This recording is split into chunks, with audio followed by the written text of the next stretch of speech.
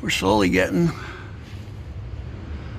the bracketry done. This is like, so this is how I do my brackets for my fuel line. You'll have fuel line here, and then here you'll have a brake line or a fuel line, the return line, and then you'll have a brake line over here, and you'll have the wiring.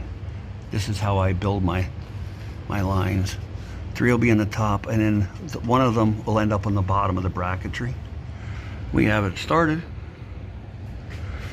You see we got the exhaust off again. It has to be primered and painted, and the weather today is just not going to allow that. So we're getting there, a little bit at a time. Welcome, wrenching Rick's garage while I'm crunched over like this. The biggest part with doing these is I try to get everything in a neutral position. Like here, see the way this is like kind of balancing right over here, which is where I want it, because now all I gotta do is just push it down a little bit, real light pressure, and the clamp will hold it right there like that. Everything in a neutral. That way there's no binding or anything rubbing, so on and so forth. And that's the look we're looking for. Like I said, we'll seam seal these. I'll show you how to do that for against the frame, so nothing can get behind them. And this part of the frame still needs to be painted. We have to get to that, but we're gonna wait till it's in the kids' garage where it's warm all the time, so the frame will be good and warm, and then we're gonna do that. So yeah, let's just keep moving. You can see this is how strategic I try to get it. There's a hole right there. Yeah, oh, darn light. Against that hole, this plate just rests up against this line. That's what I talk about, having everything in a neutral. As you can see, it's coming along pretty good. This is where it starts getting harder because I gotta turn. I gotta straighten that out because I bent it prematurely, duh. And it's gotta be bent to do a 90 right there to go up to the tank. So once I know the 3/8, the 5/16 does get easier. The brake line's a cinch, and so is the electrical wires. Okay, now we have to do is get his pump apart, because the electric gizmo in there we don't need anymore. And I got to set this up to just have a hose in it. I already took one of these lines off with my gas line removal tool. So yeah, it's working well.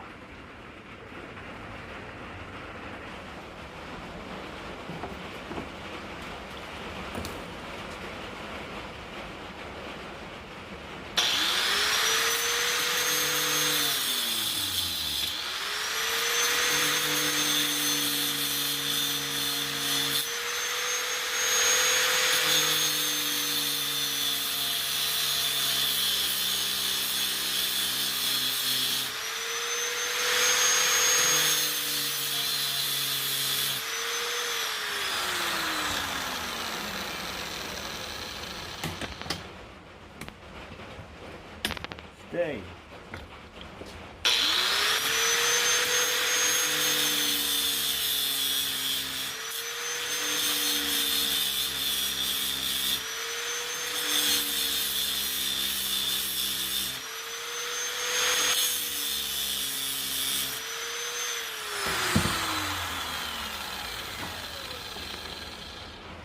See the little gizmos.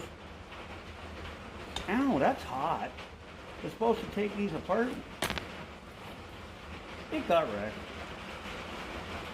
And I keep forgetting to get one, because usually I don't need them.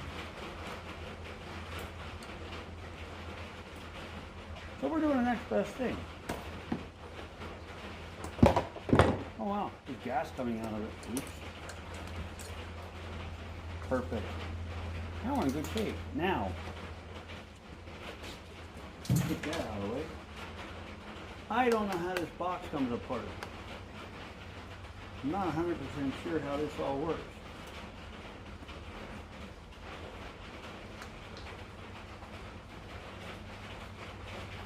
I don't know if the T-Birds don't have this thingy on them.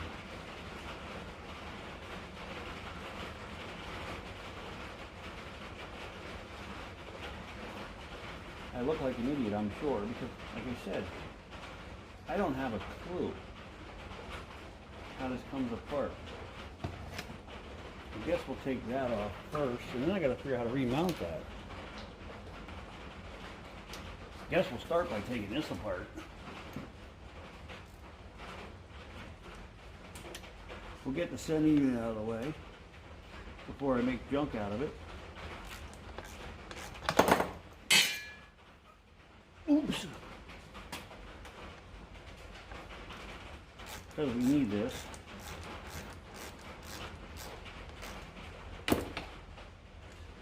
He said he was having issues with this anyway, and I'm assuming the reason he was having issues because there was a ground problem, is what I'm thinking.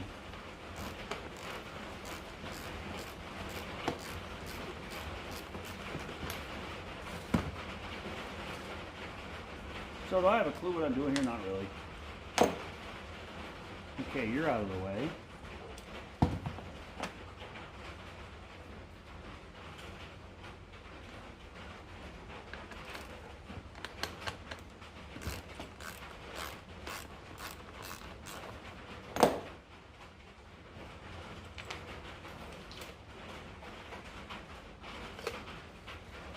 Now, does this come out of here? Yes, it does.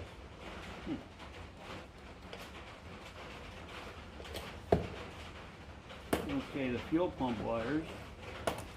What do I do with those? I guess we snipped them.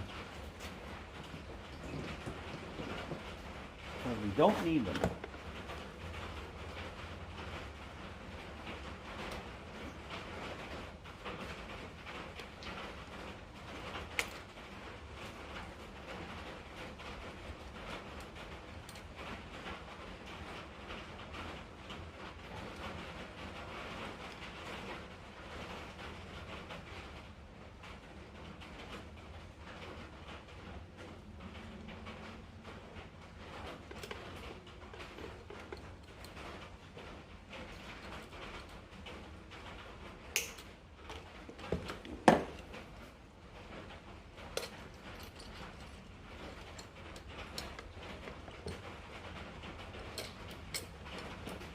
Now this one, we need.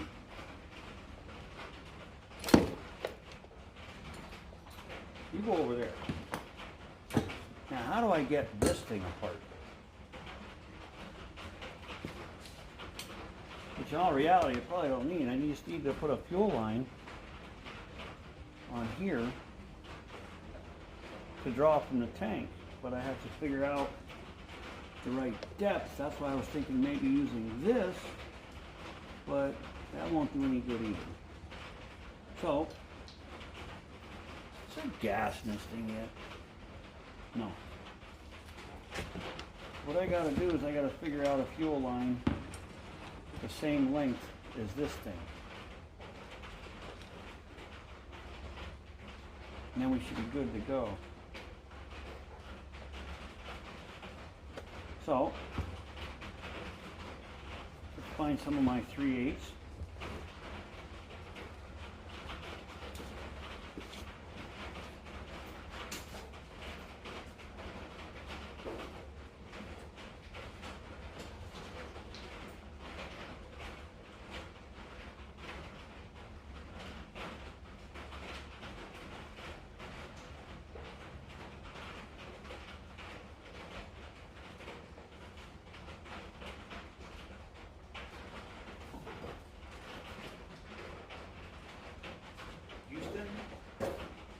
We have a problem.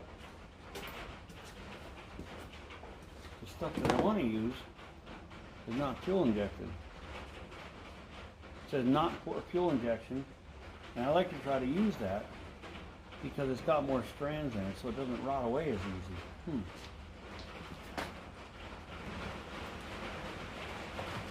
Let's figure out my length here.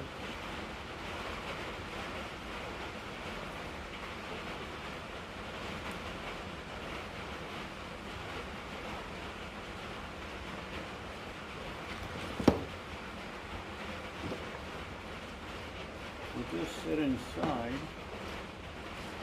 be about there. So that right there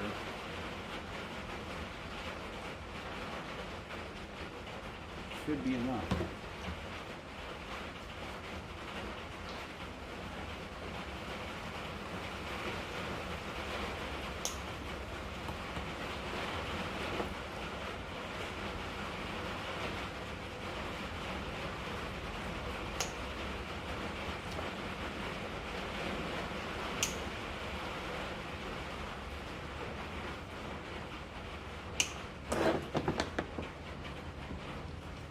And this mounts on this thing like this.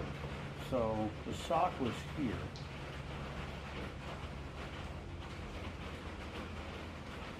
I'm thinking that way. And then I'm going to put a small piece on the return. I also got to find a piece of something to put inside this line to keep it from pinching shut. Also, I'll force a piece of 3/8 in here that would keep this line from ever getting poor and squeezing shut. I have 3/8 copper is what I'll use for that. I actually have brass fittings too, but then there's no sparks involved.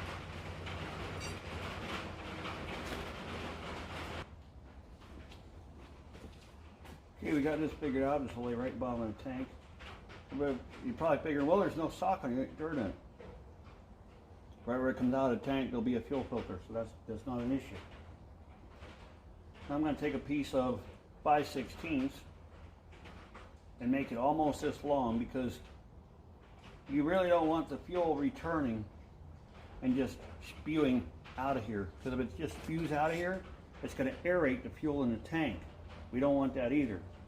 So we're just going to take a piece of 5/16, slide it on there, cut it off about the same as this one, and then there'll be no aeration issues. And all I got to do is find something, a piece of brass or copper, to slide up in this tube pretty far, and I'll clamp it. That way it'll keep this from ever collapsing. So let's look for some parts. This is going to be fun. I got to eliminate all of this dumbness in the bottom of this, because unfortunately this isn't like a Thunderbird. A Thunderbird has a separate sender for the fuel gauge. Well, the fuel gauge in this thing mounts here. So that means I got to somehow use this in conjunction with my hoses. I have an idea, but I don't think it's going to turn out pretty. That I can tell you. Not at all.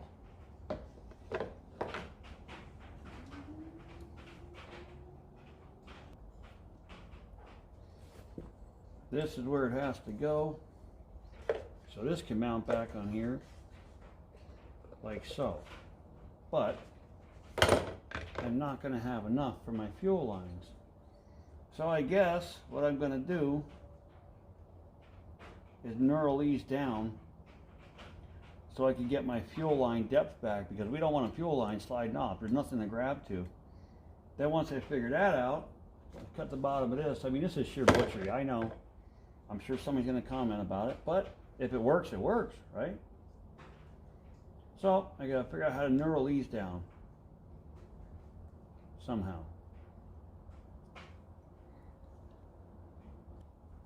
I think I found the right tool for the job. So, because it seems to cut real easy, let me throw this in a drill press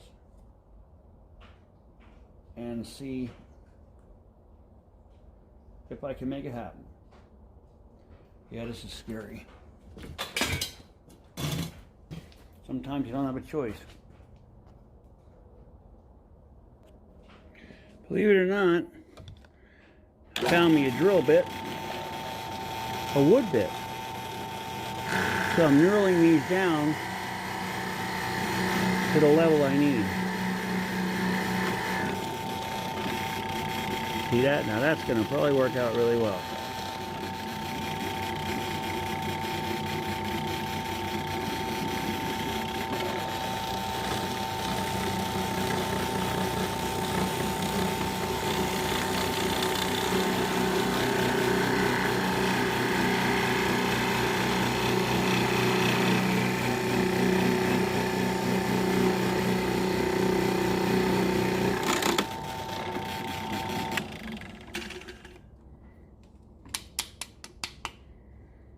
Now I'll clean these up a little bit.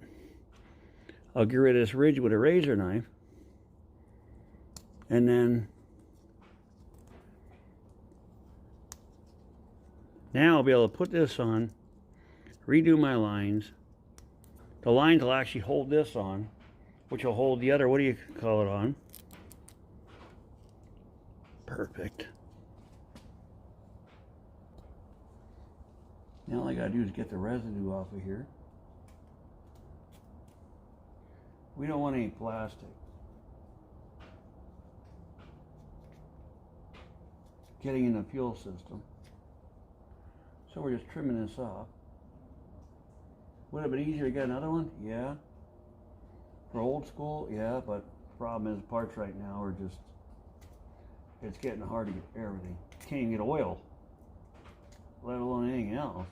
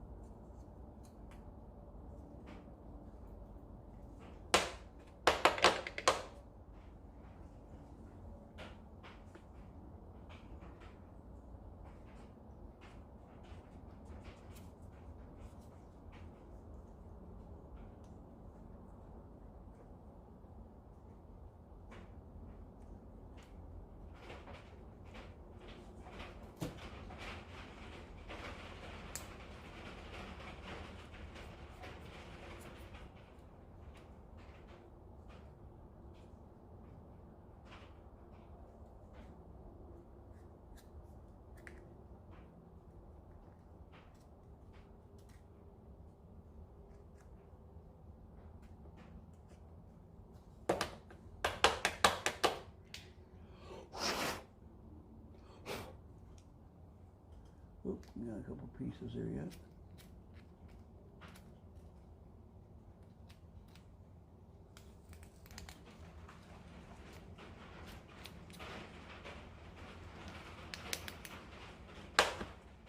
Okay, now this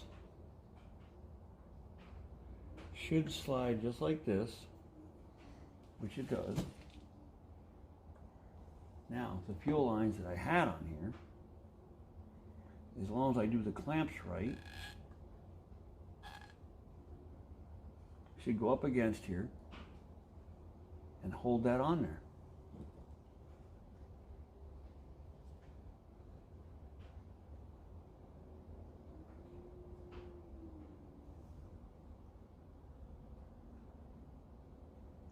Like so. Then, first I got to take it back to the tank and check my alignment.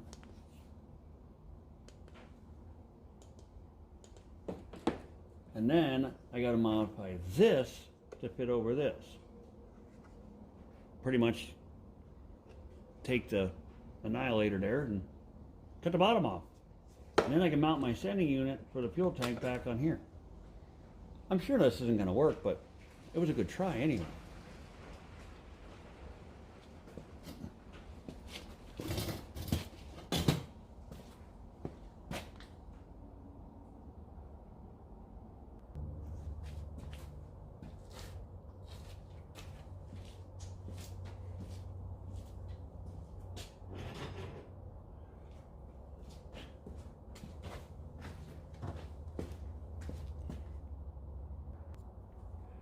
Okay, folks, we got to change of plans here. I thought I needed this plastic for the sending unit, but what I'm thinking is it's held on like this, which means one main screw is in the bracket here. So what I think I'm going to do is take this plastic hogwash off of here. I'll be able to use this screw with a machine screw and a nut.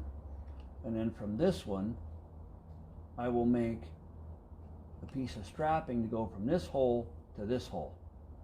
So that'll steady it in the tank so it won't move.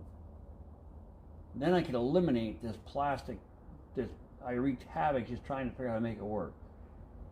So that's what we're going to do. So let's get started taking this apart again. We're going to take these lines off, get rid of this. I'm going to do some marking on here, machine screw, make a strap bracket for here, put it back together, and then we'll eliminate all of this plastic crap on here.